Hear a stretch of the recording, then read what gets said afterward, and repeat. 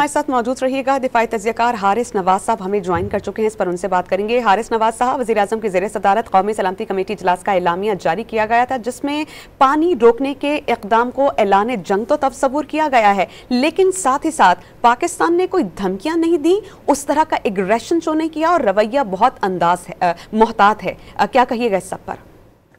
देखिए, बात यह है कि पाकिस्तान ने बड़े क्लियर अंदाज में बता दिया कि ये कि हमारे 25 करोड़ अवाम 25 करोड़ अवाम को पानी कोई दुनिया की ताकत बंद नहीं कर सकती, और अगर पाकिस्तान तमाम एवेन्यूज को क्लोज करेगा और अगर इसको किसी तरीके से भी ये रोकते हैं तो Pakistan take it as an act of war, और उसके अंदर जो कुछ पाकिस्तान मुनासिब इकोनॉमी बनाता है उसको बना के इंडिया को मजबूर किया जाएगा कि वो उसको पानी ना रोकेगा। तो आई थिंक इससे बहुत सीरियस कॉन्सिक्वेंसेज होंगे।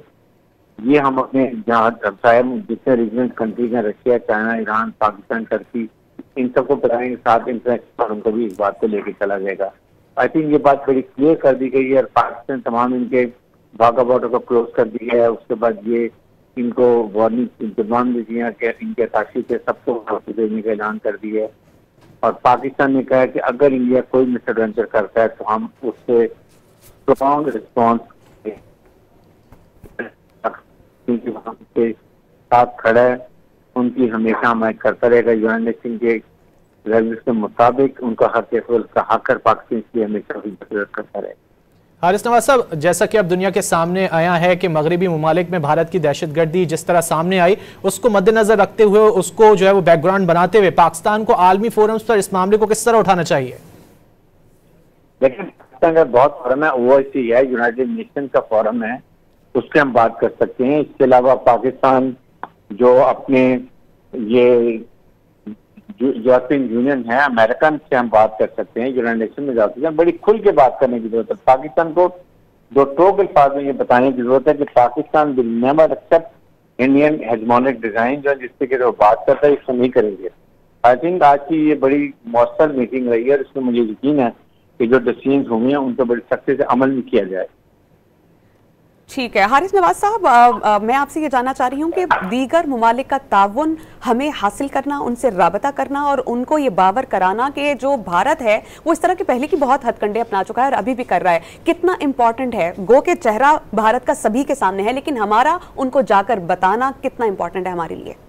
देखिए, बहुत जरूरी है। हमें इसके ऊपर बहुत सख्त हमें अपनी अच्छी कम्युनिकेशन स्किल्स वाली टीम को तैयार करना चाहिए जो विजिट करे, खास तौर पर अमेरिकन में वो उसके खास तौर पे जो ये आपके एम्बेसडर्स हैं इस्लामाबाद में, उन सबको बताना चाहिए। दे आर द वन जो अपने मुल्कों को बताएंगे। हारिस नवाज साहब, इफ्तिखार शिराजी साहब भी आपसे सवाल करना चाहेंगे। जी इफ्तिखार शिराजी साहब। जी, बुनियादी तौर पे तो इनफैक्ट जो पाकिस्तान का रद्द-ए-अमल है ब्रिगेड साहब, वो तो बड़ा ही हमें बड़ा मोहतात लग रहा है, लेकिन अब आप इस साल में लॉजिकली इस रद्द-ए-अमल तक की महदूद रहना चाहिए या अगला इनिशिएटिव भी लेना चाहिए? क्योंकि बहरहाल भारत ने तो बड़ा एग्रेसिव इकदाम उठाया गया कि एक आलमी मुआहदे को एक तरफा तौर पर सस्पेंड कर देना। अब इसको लेके कोई मुताल्लिका फोरम पे भी पाकिस्तान को जाना चाहिए?